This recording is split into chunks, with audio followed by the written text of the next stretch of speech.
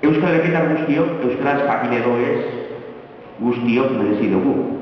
Euskarazko kazetaritza prestu eta modernoa.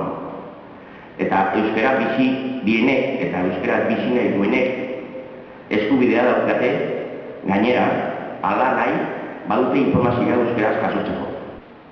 Euskal kazetaritza gaur ez da amets bat, ez da desio bat.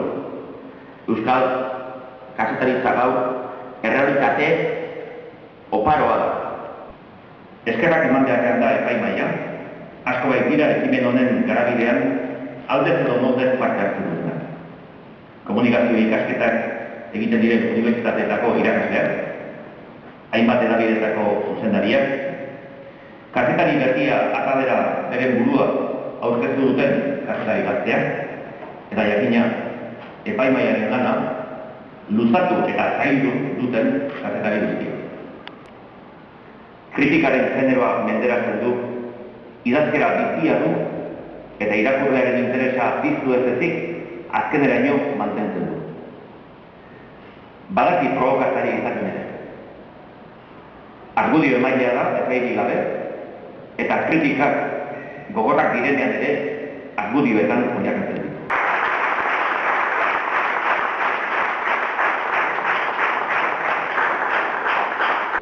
Tortugarruneko arrela sentitzen ez da hemen, kazetaritza sari baten baitan, informazio duen kazetaria, eta nire burua ere, sartitzenak egin baitut ere kazetaritzan, kazetari peto-petotzat. Baina nik uste, zerbait edati bat dut nago hemen da literatura batik. Iragarrian ez dugu ezagutzen gisa honetako kazetaritza lanik. Ea, etorkizuneko errotak tankero honetako ale gehiago ematen dituen. Azpintzaile liburuaren akats nabarroen bat aipatzia, eta da bukaera oso txarra da gara.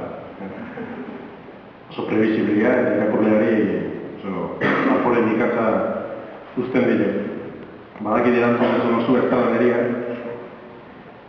kazetario ezin du realidadea aldatu, baina ez pentsat, badaukagu zer esana, ez eta eginare horretan.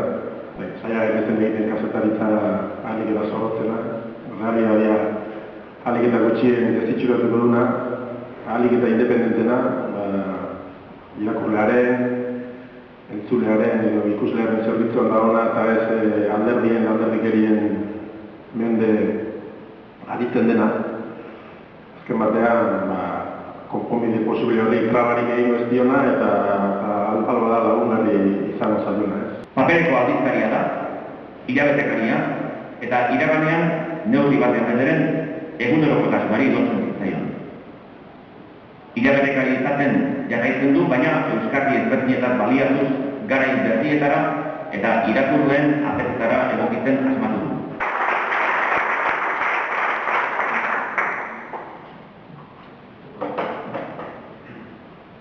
Lehenik eta behin, zorionak sari dute.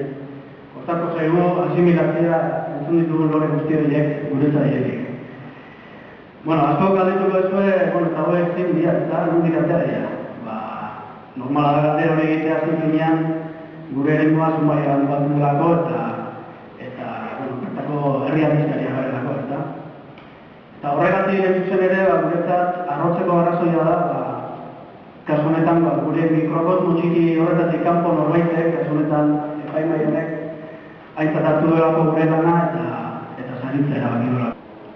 Arrazoi asko betatu ditu, epaimaiak argia aldizkaria ohorezko aipamenaren jabe egitearen alde, eta ondorengoak azpimarratzea erabaki du. 90 urte bete ditu ia, 2009an. Argia izan da, eta bere garaian bere arraso zeruko argia izan da, edo are hobeto esan da, garaian garaiko zeruko argiak izan dira, euskal kazetaritzaren kabi iraunkorra, kabi gazia batzuetan eta gozoa beste batzuetan, Euskal kulturaren eta euskalgintzaren gaztikezen erakusleio bat, beti, eta euskal hiztunei informazio askotarikoa, euskaraz eskura jarri diena 80 urtez. Argiaren zuzendariak, Xabier Letona jaunak, jasoko du saria.